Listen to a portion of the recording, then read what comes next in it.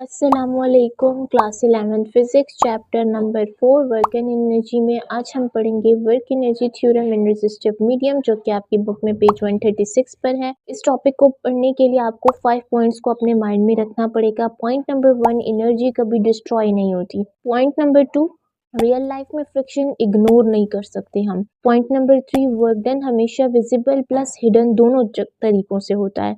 Number 4 के law of conservation of energy confirm होता है। पॉइंट नंबर 5, हमें इस टॉपिक को पढ़ने से ये समझ आती है कि 100% एफिशिएंट नहीं होती। मशीन्स हो गई, व्हीकल्स हो गए, टूल्स हो गए, ये एफिशिएंट नहीं होते क्योंकि यहाँ पे फ्रिक्शन होती है और फ्रिक्शन की वजह से एनर्जी का लॉस होता है। So these are the 5 points जो कि आपको इस टॉपिक को समझने में और अपने कॉन्सेप्ट्स को क्लियर करने में आसानी मिलेगी। तो स्टार्ट लेते हैं। एनर्जी की 2 बेसिक टाइप्स होती हैं, काइनेटिक एनर्जी और पोटेंशियल एनर्जी। मोशन की वजह से बॉडी में जो एनर्जी होती है उसको हम काइनेटिक एनर्जी बोलते हैं, जबकि हाइट पे या पोजीशन की वजह से बॉडी में जो एनर्जी होती है वो हम कहते हैं पोटेंशियल एनर्जी। ये जो एनर्जीज होती हैं ये एक फॉर्म से दूसरे फॉर्म में कन्वर्ट होती हैं। ठीक, when a hammer is rise to a certain height at h it requires gravitational potential energy. एक हैमर है, हथौड़ा आप ले लें, उसको एक हाइट पे ले जाएं, हाइट एच पे ले जाएं, तो उसके पास ग्रेविटेशनल पोटेंशियल एनर्जी होगी। ग्रेविटेशनल पोटेंशियल एनर्जी हाइट की वजह से ग्रेविटेशनल फोर्स ऑफ ग्रेविटी, ठीक है, तो उसके पास हैमर के पास ग्रेविटेशनल पोटेंशियल एनर्जी होगी। Its gravitational potential energy can be used to drive the nail into the wood. वो ग्रेविटेशनल पोटेंशियल एनर्जी वो हथौड़ा या वो जो हैमर है वो इस्तेमाल करेगा एक नेल को यानी कील को एक वुड के अंदर ड्राइव करने में, धकेलने में। If a hammer of weight W is released, it will fall under the force of gravity F and will do work on the nail by driving it into the wood block। का जो wait है वो W, अगर आप उसे छोड़ते हैं, एक हाइट से छोड़ते हैं नीचे की तरफ लाने के लिए, वो जैसे हम कहते हैं ना हैमर उठाया हुआ हाथ में उसको नीचे लाते हैं ताकि उसको हम नेल को हिट कर सकें कि वो वुड या वॉल के अंदर जो है वो ड्राइव हो जाए। जो नीचे आता है उसके ऊपर फोर्स ऑफ ग्रेविटी लगेगी। वो जो हैमर है वर्क डन करेगा किस पे, नेल के ऊपर, कि वो उस वुड के अंदर उसको धकेल दे, तो वो वर्क डन इक्वल होगा W multiply by height. W उसका वेट, ठीक है, और H इसकी हाइट जो कि पोटेंशियल एनर्जी है आपके पास। Under the action of gravitational force a hammer loses its potential energy and acquiring kinetic energy while falling downward. देखिए, फोर्स ऑफ ग्रेविटी की वजह से वो हैमर नीचे की तरफ आएगा। उस नीचे आने की वजह से हैमर क्या करेगा, अपनी पोटेंशियल एनर्जी को लॉस करेगा, और क्योंकि वो तो पोटेंशियल एनर्जी हाइट की वजह से, ठीक है, तो हाइट नीचे की तरफ आ रही है तो मतलब पोटेंशियल एनर्जी लॉस हो रही है। और जब ये एक फॉर्म लॉस हो रही है एनर्जी की, ये फॉर्म लॉस हो रही है तो दूसरी फॉर्म मोशन आ रही है, ठीक है, तो क्या बॉडी क्या गेन करेगी, पोटेंशियल एनर्जी का लॉस, और क्या गेन करेगी, kinetic energy while falling downward. ये बात माइंड में रखें कि जब वो नीचे की तरफ, ये हैमर था ऊपर था, पोटेंशियल एनर्जी नीचे आ रहा है, तो पोटेंशियल एनर्जी किस में कन्वर्ट हो रही, काइनेटिक एनर्जी में। ये मैंने आपकी आसानी के लिए लिखा है। Just before hitting the ground, कहता है ग्राउंड को हिट करने से पहले यानी उस कील को वुड के अंदर ड्राइव करने से पहले काइनेटिक एनर्जी जो पोटेंशियल एनर्जी होगी वो मिनिमम हो जाएगी और काइनेटिक एनर्जी क्या हो जाएगी, मैक्सिमम। मतलब हाइट तो उसने लॉस कर दी, ज़मीन की तरफ आ गया, तो पोटेंशियल तो गया और काइनेटिक आ गया।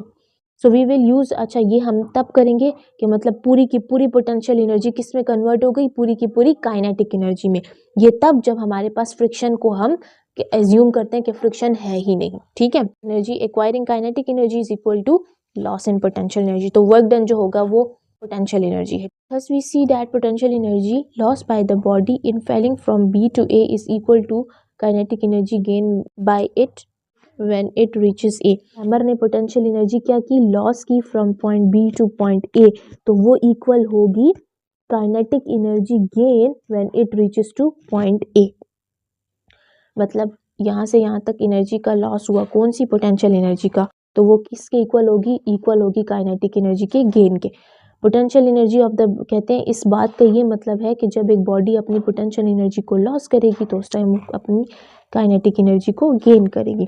बहुत सारी सिचुएशंस में हम फ्रिक्शन को इग्नोर नहीं कर सकते, क्यों, क्योंकि फ्रिक्शन तो है, ठीक है, because friction force reduces mechanical energy but not the total energy, this are called dissipative forces. Mechanical energy क्या होती है, sum of kinetic and potential energy होती है। लेकिन जब हमारे पास फ्रिक्शन होगी, हम फ्रिक्शन को इग्नोर नहीं कर सकते, तो फ्रिक्शन के होने की वजह से हमारे पास एनर्जी की ट्रांसफॉर्मेशन यानी एक फॉर्म से दूसरी फॉर्म में एनर्जी कन्वर्ट तो होती है लेकिन परफेक्ट तरीके से नहीं होती।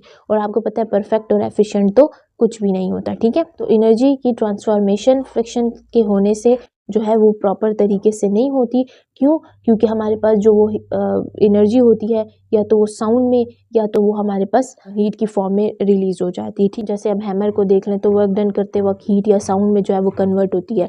तो ऐसी लेकिन टोटल एनर्जी हमेशा सेम रहती है, तो उन्हीं फोर्सेस को हम बोलते हैं डिसिपेटिव फोर्सेस। लेकिन टोटल एनर्जी कैसे सेम रहती है? देखिए, अगर एनर्जी का लॉस हुआ साउंड की फॉर्म में, ठीक है, या हीट की फॉर्म में, तो it also a type of energy, ठीक है। तो इसलिए टोटल एनर्जी हमेशा कांस्टेंट रहती है। इस तरह की फोर्सेस को हम डिसिपेटिव फोर्सेस कहते हैं। तो जो वर्क डन होगा बाय द फ्रिक्शन, क्योंकि अब हम फ्रिक्शन को कंसिडर करें कि फ्रिक्शन है, तो एनर्जी ट्रांसफॉर्मेशन परफेक्ट नहीं होगी, तो उस टाइम पे जो लॉस होगा, आप देखें बॉडी हाइट पे थी तो उसके बॉडी हैमर हाइट पे थी तो पोटेंशियल एनर्जी किसके इक्वल होगी? mgh की। ये FH क्या है? FH हमारे पास फ्रिक्शन है जो हमारे पास एनर्जी का लॉस हुआ है, प्लस हाफ mv² क्या हो गया? काइनेटिक एनर्जी हो गया। A part of potential energy is used in work done against friction, ठीक है। यानी कि जो वर्क आपके पास जो एनर्जी का लॉस हुआ, ठीक है, उसको यहाँ पर H से जो है वो रिप्रेजेंट किया हुआ है। तो ये वो इक्वेशन है, ठीक है, जब हमारे पास फ्रिक्शन होगी, ठीक है।